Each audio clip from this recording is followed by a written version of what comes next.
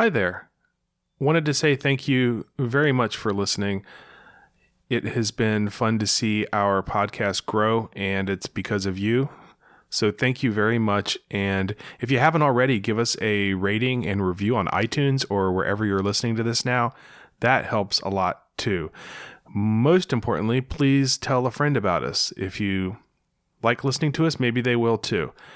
And stay tuned after the show because we are going to share with you another podcast that we like. So with that being said, we are going to start the show. Thanks again. Out this weekend with the family, having a meal. Went somewhere, and it was not planned, but I went somewhere that the brunch was still being served. Nice. So that is just a gift upon a gift, because I've hit that stage of life where breakfast is. Yeah. Anytime I can have breakfast food, I indulge in it. That's something I look forward to. Had breakfast for dinner tonight before I came over. Nice. So breakfast on my mind. It's a great time to be alive. It is. This is a time of brunches everywhere. Mm-hmm. And I'm one of these people too that I don't like brunch necessarily the trendy. Like you won't get a hashtag Sunday Funday from me on that. I just want to have eggs and bacon and pancakes. Well, then what makes it brunch over breakfast? Because you're going to have it later in the day. It's when you have it. It's not what's on the menu. And it gives you an excuse to drink. Because if you're drinking during breakfast, you're an alcoholic. But if you're drinking during brunch, it's hashtag Sunday Funday. That's the answer. And you're okay.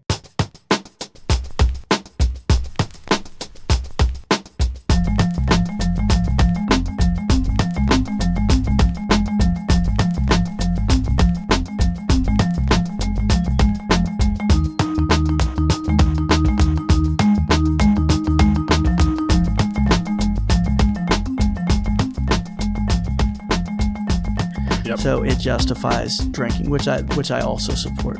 Oh, yeah. And I can't get... Are you a Bloody Mary guy? Oh, yeah. I was just thinking about Bloody Marys, especially when they have like the bacon, the big pepper bacon on top and like delicious. So I can't get into that. I have a tomato juice phobia. Oh, really? Yeah. Oh, you're missing out. I probably am, but just the idea of drinking tomato juice still disgusts me. Interesting. Are you against tomatoes in general?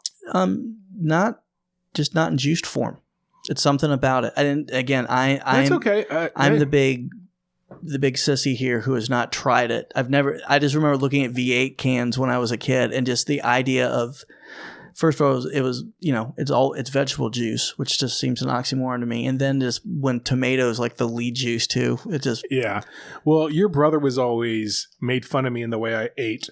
Because we always had stuff at the house like potted meat and Vienna sausage and just whatever, and I would eat anything. Right. And he would come over and he'd be hungry, and he'd kind of look and go, every time he'd pull something, I'd go, is this good? Like, is this still good? Because he just assumed that it was like, well, and I'm like, how dare you? Yes.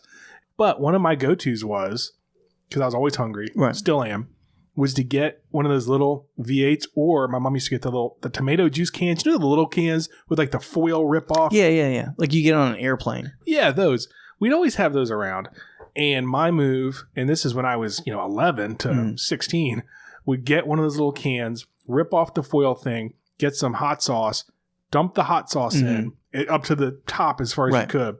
And then I put my thumb over the little hole and shake it real good and have a nice spicy... You had like a virgin Bloody Mary. Which I didn't know what a Bloody Mary was. Right. We didn't have alcohol around or anything else. But I was basically making virgin Bloody Marys my whole life. So when I realized as getting a little older that this is actually something that people do, and oh, by the way, there's also vodka involved. Right. Which, by the way, before you get on with your story, quick shout out to the Whiskey Jar in Charlottesville is the best Bloody Mary I have ever had. So if you're in town in Charlottesville, go to the Whiskey Jar and get a Bloody Mary, because they do, like 4 different kinds, and they all have big, thick hunks of peppered bacon on it. And my move is I like to have one, eat the bacon real quick, and then tell the waitress or bartender that mine didn't come with any bacon. And then they go, oh my gosh. And then I have to tell them I'm joking because I don't want to. Yeah, but hopefully you get pity bacon out of that, which is still bacon, which is good. So I don't have a good reason for really not trying a Bloody Mary that doesn't make me sound like a 6-year-old, but tomato juice has been a thing. So I end up sitting there enjoying my brunch, having a pitcher of mimosas to myself. And what is a more masculine, It's like ordering it. I've always had a theory that the orders at Starbucks are made to like emasculate you. Yeah. The whole point of that is just to desensitize you and reduce your testosterone as you make the order. And mimosas are the same way, except I don't care because it's orange juice, which is good, and whatever bubbly. Yeah, I guess whatever bubbly stuff is in there. Well, you took the word right out of my mouth because I was going to say just the name mimosa is emasculating for some reason. But all right, well, welcome to Origin of Speaksies. My name is Scott. I'm along with my friend Steve, as always. And Steve, we're going to be talking about the Dutch tonight, right? That's right. So the first one, I guess, kind of relates to mimosas, even though as much as I love mimosas, I've never had enough to say I've had Dutch courage from it. So so as a lead into this, the last few episodes, we've noticed, even going into last season, the appearance of the Dutch. Right. They've started sneaking into all our episodes in a good way, which is nice. It's nice to have people from that country that aren't Germans coming into our episodes. So today, the first one we will look at is Dutch courage. Yes. But before we do that, I wanted to kind of get to the roots. I had some time to learn more about the people of the Netherlands and some of the history and things behind that. And it concludes with a pejorative idiom that comes out of it too. So for me, this hits all the big things. If something about wrestling or clowns can come in this too, which so far hasn't emerged. We'll see if you can add that to it. So to start out, I just want to define a couple terms, like the history of some terms. Please. So 3 we're going to look at. Dutch itself, the Netherlands, and Holland. Oh, please. So you're going to break down, because it's always kind of muddy to me how you use those terms and And to be honest with you, as I've gone through this, I've kind of blacked out a few times because it is one of these weird sort of loops you get into. Okay, so if people are driving right now, be careful. Don't operate any heavy machinery during this. So put your mimosa down. Put it down. So starting out, the term Dutch originally meant just people or nation, and it was used long ago to describe people from both what we call now the Netherlands and also from Germany. So you had you'd hear the phrase High Dutch to refer to people in the mountainous area, what's now southern Germany. And also Low Dutch refer to people from the flatlands, which is now the Netherlands. Oh, the Netherlands is the flatlands. Okay. That's right. So, and sometimes you'll hear in America, people refer to the Pennsylvania Dutch. Yes. And that is a vestige of when Dutch meant from everyone over there. So, but it focused on Germans. So if you hear someone discuss Pennsylvania Dutch in America, those are people from Germany. Oh. And that's also where Deutsch comes from for I've always wondered that. So the German language is Deutsch, so speaking Sie Deutsch. Yeah.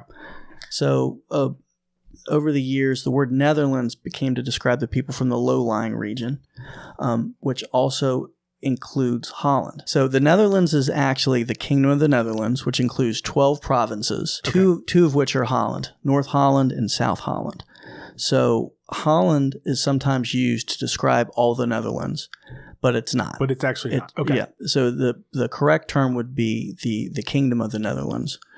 I see. So, okay, hold on. Let's take a quick pause because I need to see if I'm getting this. So the Netherlands is the Low Holland area, but it's the Kingdom of the Netherlands with 12 provinces, 2 of which are actually Holland. Mm-hmm. The rest are just a part of the Kingdom of the Netherlands. Right. So the High Holland or whatever, is that Germany? Or is that also that's... Holland's Holland. So Holland is just Holland.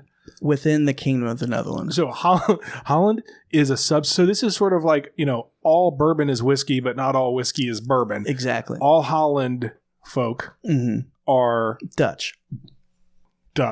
Yeah. And it is confusing. Which is all the Kingdom of the Netherlands. Mm-hmm. Is there anything outside of the Kingdom of the Netherlands, or is that it? Is that the highest level of this sort of? Actually, you bring up a good point that I didn't want to confuse it anymore. But we actually let's just go ahead and do it. Let's get that. We're getting in deep with the Dutch here. So the Kingdom of the Netherlands. There's the. I think we have our show title. So there are the 12 provinces in the Netherlands, but there's 4 parts of the kingdom: the Netherlands, Aruba, Curaçao, and Saint Martin. or constituent countries of the Kingdom of the Netherlands. So when you hear All right. about You just blew my mind. You hear about St. Martin has a Dutch side and a French side.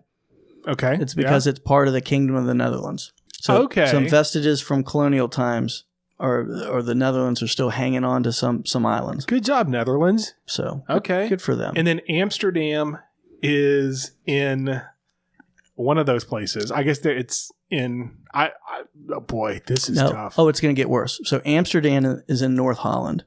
Okay. It is North Holland. So North Holland is not part of the Kingdom of the Netherlands. Or it all is a part of the Kingdom. It all is a problem. Okay. All right, I'm with you now. Okay, so the two parts that are Holland. So North Holland is where Amsterdam is the capital city and the most populous municipality of the Netherlands. And that's where Paint the Town Red started, right? No, I'm just joking. Potentially. Go back and listen. However, it is not the seat of the government. That is The Hague, which is in southern Holland. So just when you think you get close to things, it gets confusing. So to kind of recap a little bit, Dutch used to refer to basically Germans and also people in the Netherlands. And we'll come back later to the German part. The Pennsylvania Dutch aspect of that comes in later in our discussion. The Kingdom of the Netherlands incorporates everything in the Netherlands, the 12 provinces and the 4 total kingdoms. Right. But Holland is part of the Netherlands. And at the same time, Holland is... Sometimes the Netherlands are branded as Holland, even though that's not correct. Right, okay. As evidenced by a discussion I've read on Holland.com, your official guide for visiting Holland, which delineates the difference between the Netherlands and Holland. And every other time I read it, I think I have it under control, and then I black out. Yeah. And realize I don't. So, well, shout out to Holland.com. Yeah. You're doing good work. I think you're doing... Steve just tried to explain all this, and... He did a wonderful job. So if anybody from Holland.com wants to join the show, you are welcome. We will get you on the phone. Thank you. So that's a brief, complicated history of the Dutch.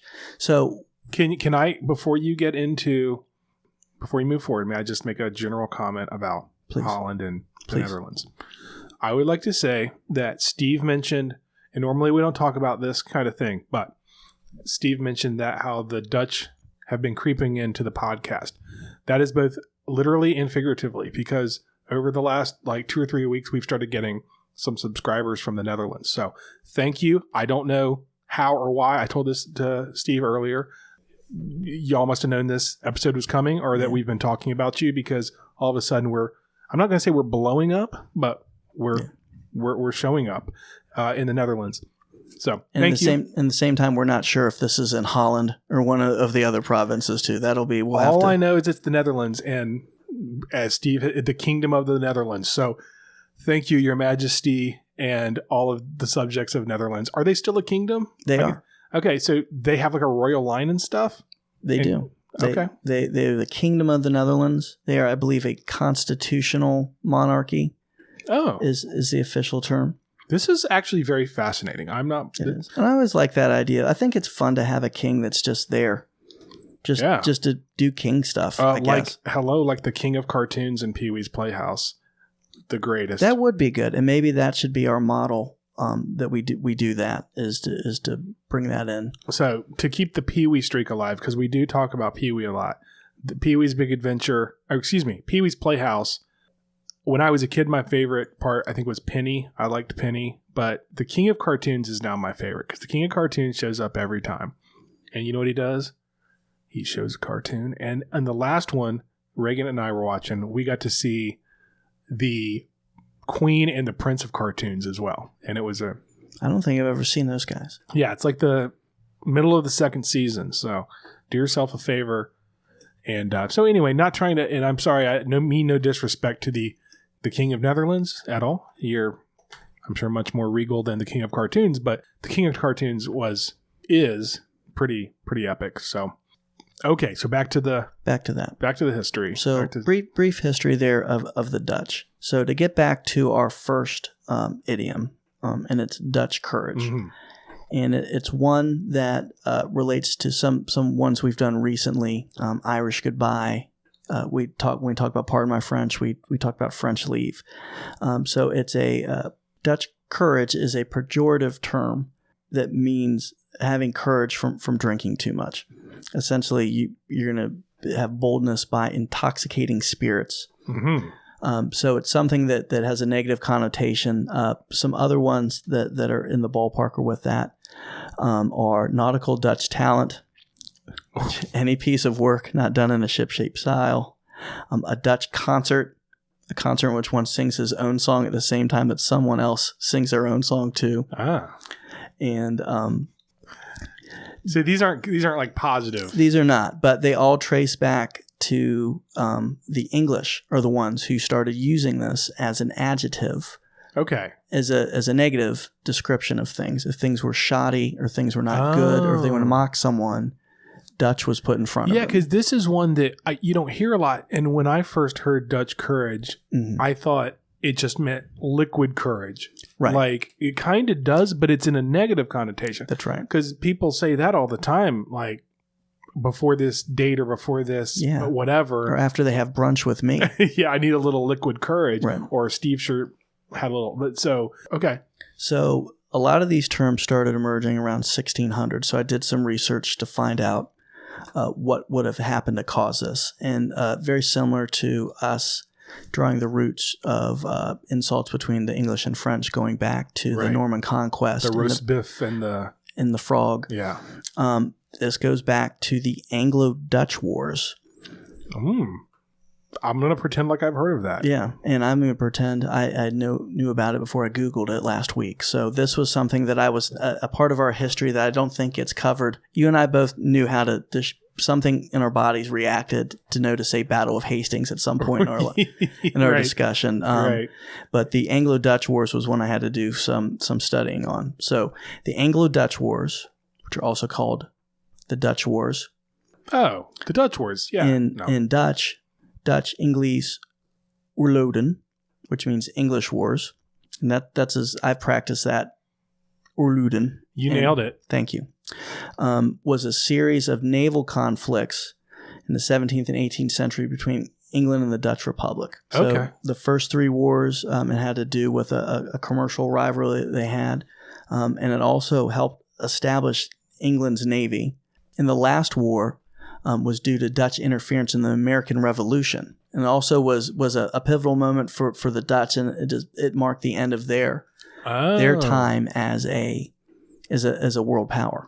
So a bit of a decline after that. So the Dutch actually were getting involved in trying to help us out, and the English were went against them, and that hurt them long term. So that makes me like the Dutch more, sort of like last time, where you made me like France more, talking about how they sort of stuck their neck out for us in the American Revolution as well.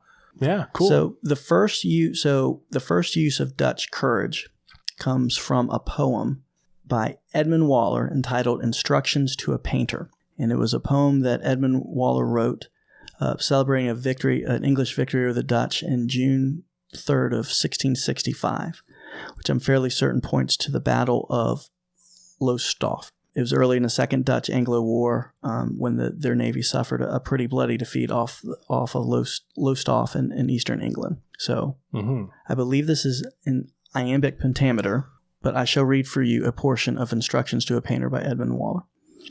Our first success in war make Bacchus crown, and half the vintage of the year our own.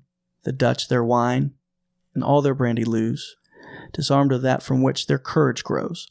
Oh, snap. Yeah, so poetry battle, the courage grows. Also, the Dutch, one of their contributions, gin.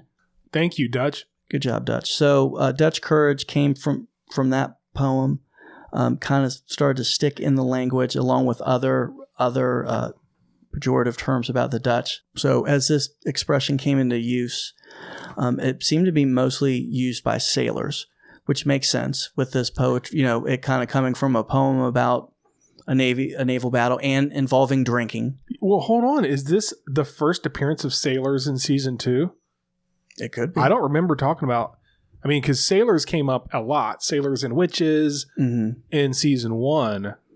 I'd say a third of our episodes, but I don't think, because we've been talking about like Conway Twitty and stuff like that. So. As we should always. I think that, Conway Twitty should be a constant discussion. Yes. And so anyway, I'm glad to hear that the sailors are back, even though I already forgot what you said about them, but I just perked up when I heard sailors. Right.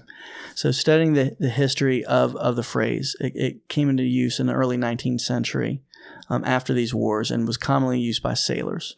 So an example I found in print is from the London Courier and Evening Gazette in June of 1814, discussing the results of a naval finding.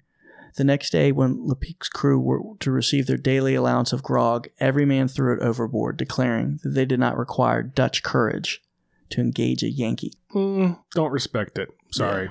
Yeah. That's wasting good. They had me before that. Well, then they wanted to fight a Yankee too, which makes me unhappy. That's bad. I was more focused on the wasting of, like, because we'll throw tea overboard, but I don't know of any. But maybe if it was gin. So as I mentioned earlier, one of the Dutch contributions to the world is gin, which I don't know if you have a stance on gin. I have tried gin. I have a hard time. I have a hard time with it. It always smells to me like someone has taken a cedar closet and distilled it into liquid form. Yeah, and that's just does not appeal to me. It's a distinct flavor. I would say I would be more adamant about you trying tomato juice or trying Bloody Mary than gin. However, I do like shocker. I do like gin. So to kind of recap where we are with Dutch courage, it's important to remember Dutch used to refer to people that are now German and also of the Netherlands. Now specifically refers to anyone from the Netherlands and also an adjective for things of the Netherlands, the Dutch people, the Dutch language. Yes, got it. And also Holland is not the Netherlands. And if you go to St. Martin, you're technically you're in a territory. Yeah. This was helpful. This is whenever you research these things, we come off with some actual substantive history lessons. Yeah. So thank you, Steve. So I also like to, again, that this comes back to something I enjoy, is when other countries hate each other and make up insults for that. Right. All right, Gold Member. Don't play the laughing boy. There are only two things I can't stand in this world. People who are intolerant of other people's cultures and the Dutch. What? So, again, I have nothing against the Dutch, and I'll make sure we conclude this discussion here with saying some things that they've done that are wonderful, that have contributed. Right. But some other insults I found as I did research: a Dutch bargain, a contract when you're drunk. Yes, I've made a few Dutch bargains in my life. A Dutch defense, which is a retreat. A Dutch headache, which is a hangover. Like it. And a Dutch widow, which is a prostitute. Oh my, that's rough. So I like the term Dutch widow. I think that's I haven't had an occasion, I'm not planning on any, that discussing prostitution would come up, but I feel like you could use the term Dutch widow and come out a little bit classy. As long as you don't talk about having a Swedish exit involved with that, because then that would be over the line. That's right. I agree. Yeah, Dutch. I'm off to go see a Dutch widow. I'm off to go see a man about a horse in a Dutch widow. Yeah. No Swedish exit involved. Yeah, that's good. So another one that came out of the Dutch insults leads us to our next idiom, which is the next idiom is going Dutch. Yep. So doing some research on this, some people think that going Dutch points back to a similar Dutch insult to the other ones we've just discussed, a Dutch treat, which is a treat at which one has to pay one's own share. Uh-huh. Yes, that's got to be it, right? Yeah. Although, you when you say it like that, Dutch treat, that also sounds like it sounds dirty to me, maybe. You know, I'm going to give her the Dutch treat, you know? Well, when you say it like that, too. I think if you say give her anything that doesn't come across. I'm going to give her the Swedish exit. I'm going to give her the Dutch treat. None of that. You're right. Anything you start with, I'm going to give her. So that's actually, guys, that's on me. I'm sorry. There's nothing inherently wrong with just a Dutch treat. So are you saying that Dutch treat is not going Dutch? Correct. So it's generally it's out there as kind of apocryphal, and it makes sense based on the other things that we've said, that a Dutch treat and going Dutch, a Dutch treat when someone's supposed to treat you and you end up paying for yourself. I could see that being the roots, but additional research shows it's a little bit different. So earlier, as we discussed, the term Dutch used to refer to Germans also. Right. And as Germans came over to America, that term would stick. So some, as we also discussed, the Pennsylvania Dutch are not Dutch Netherlands. They're Dutch German. Right. So some additional research on this phrase looks like that it points back to the Pennsylvania Dutch as opposed to the what I would now call the Dutch, right. which also sounds kind of dirty when you see that. Yeah, it does. So say double Dutch. Did some research and relied on our good friend from Worldwide Words. Yes. Who helped us out and has been very helpful going through these.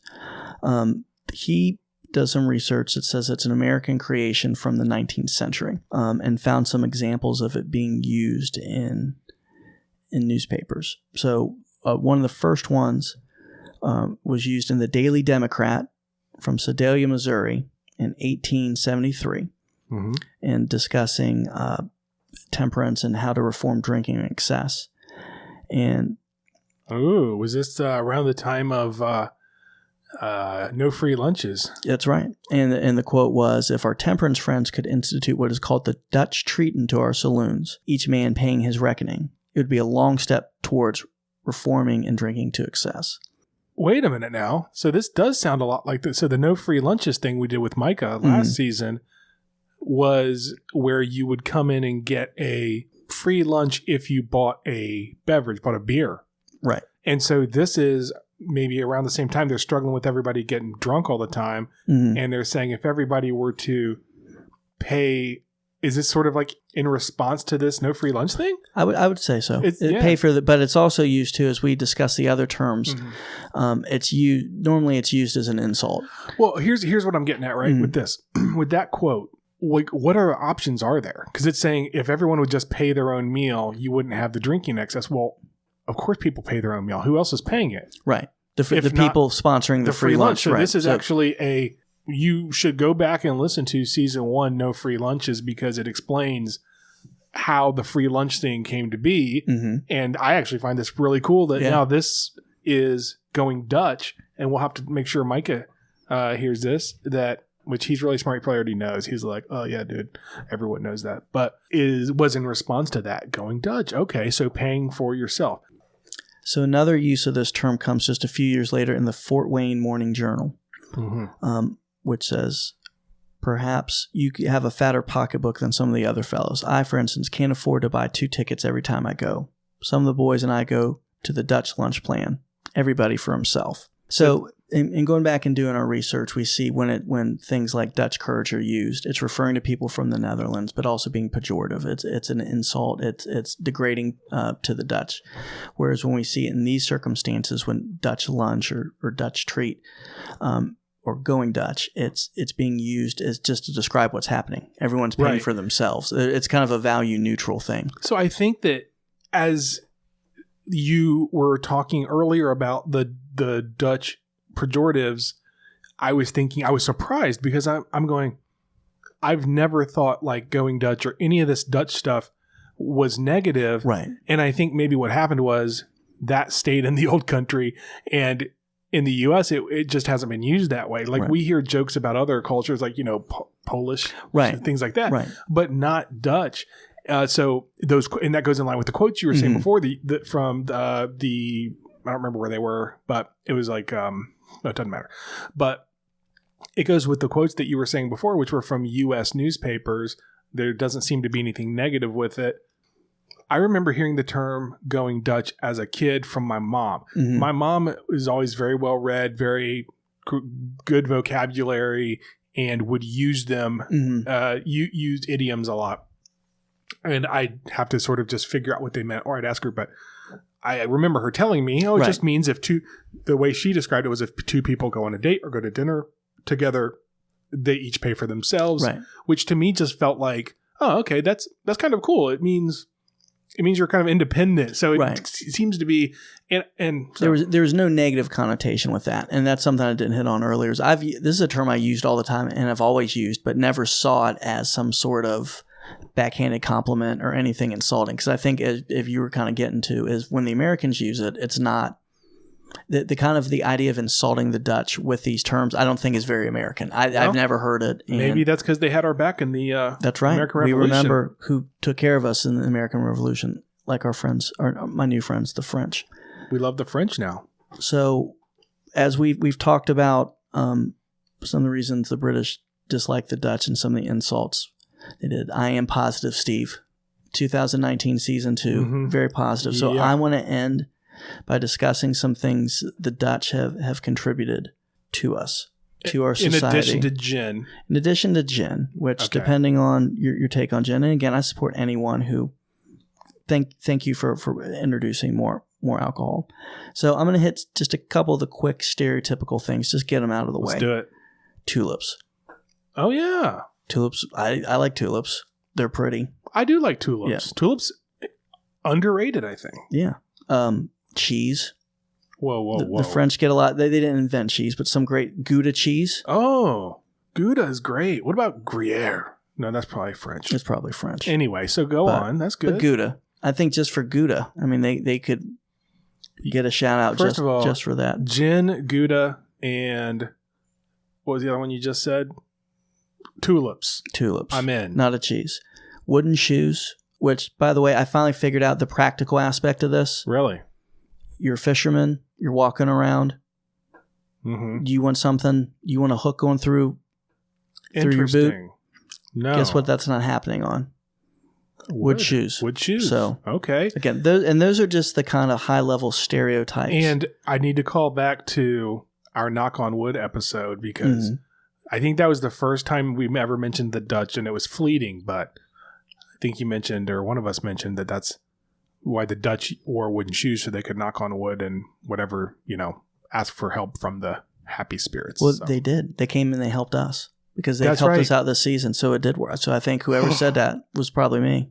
It was you. I was right. Right again. So I'll take credit for our Dutch Renaissance that we're having here. Thank you. So some other things that they've contributed to society: painting, the Dutch painting, Dutch masters, the Dutch masters. Oh, and well, actually, strike against them, the Dutch masters cigarillos for cigars. So, well, but some people. Some of our pot smoking friends, I'm sure that they appreciate the Dutch masters, but not in a way that I would. So some great Dutch painters: Van Gogh.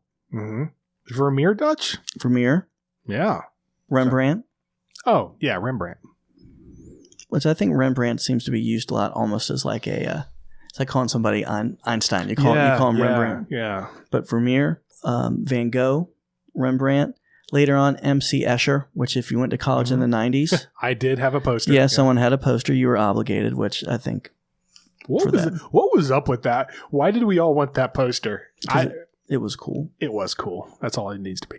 And it was also like, if you weren't like a hippie and you didn't do tie-dyed or do like stuff like that, the fallback was the MC Escher. You kind of were like I want to be there with you, but I'm not going to put a Grateful Dead poster up in my room. I'm a little more cerebral than that. That is a good. I think that's the subtitle of every MC Escher. Mm-hmm. Or at least the dorms. There was in. So some other contributions they've made. Cassette tapes. What? Thank you to the Philips company from the Netherlands. Man, we could do a whole conversation about cassette tapes, but we won't. But that's good stuff. Thank you. Their scientists invented or were the pioneers behind Wi-Fi and Bluetooth. That's important. Yeah. And finally, again, positive Steve. I'm going to end with a vegetable or maybe a gourd to be more accurate. They're responsible for carrots being orange. Before the 17th century, carrots were generally purple, white, yellow. But then orange carrot came around. That definitely is the one to end on because that's magnificent. Yeah. I can't imagine. Well, I have seen these multicolored carrots. They don't look right. Yeah, you should be orange. Right. So they promoted the orange carrots due to the Dutch royal family, the House of Orange, led by the second greatest Dutch person in a poll that was conducted several years ago by the people of the Netherlands, William the Orange. Good job, Dutch. Thank you, people of the Netherlands and also Holland.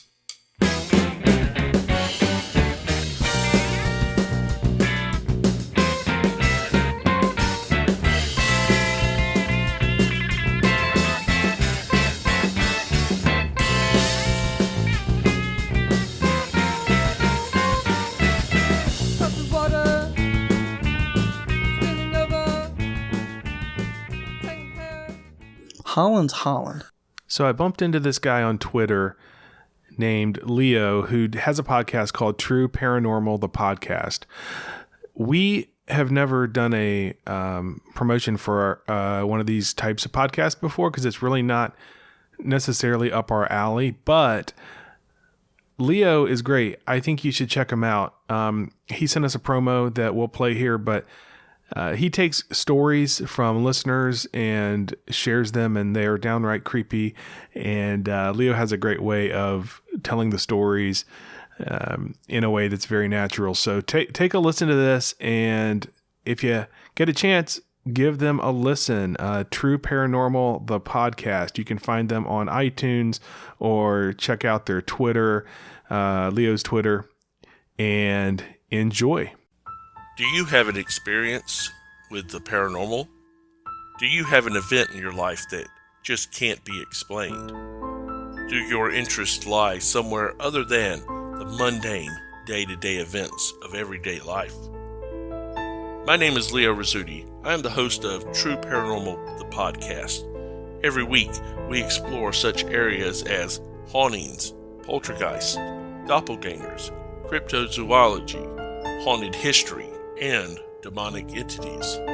We share listener stories, interview investigators, authors, and try to get the answers that a lot of folks are looking for based on decades of investigative experience. Connect with us on Twitter at True Para Podcast to share your experiences and be part of the show. And check out our broadcast every week on podcast.com/True Paranormal, the podcast.